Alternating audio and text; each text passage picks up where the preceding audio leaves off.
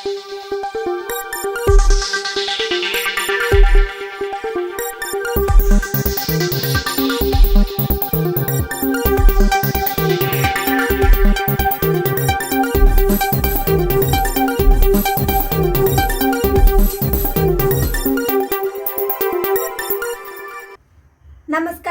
മറയൂർ വിഷനിലെ പ്രധാന വാർത്തകളിലേക്ക് സ്വാഗതം. 3 പോലീസുകാർ കൊല്ലപ്പെട്ട ജാർഖണ്ഡിൽ സ്ഫോടന കേസ് പ്രതിയായ മാവോയിസ്റ്റ് പ്രവർത്തകൻ മൂന്നാറിൽ പിടിയിലായി. അതിഥി തൊഴിലാളിയെ താമസിച്ചുവെന്ന ജാർഖണ്ഡ് സ്വദേശി സഹൻ ടൂട്ടി ദിനുബിനെയാണ് NIA സംഘം മൂന്നാറിലെത്തി അറസ്റ്റ് ചെയ്തത്. 2021 സംഭവം. 3 പോലീസുകാർ കൊല്ലപ്പെട്ട മാവോയിസ്റ്റ് ആക്രമണത്തിലെ 33-ാം പ്രതിയാണ് സഹൻ.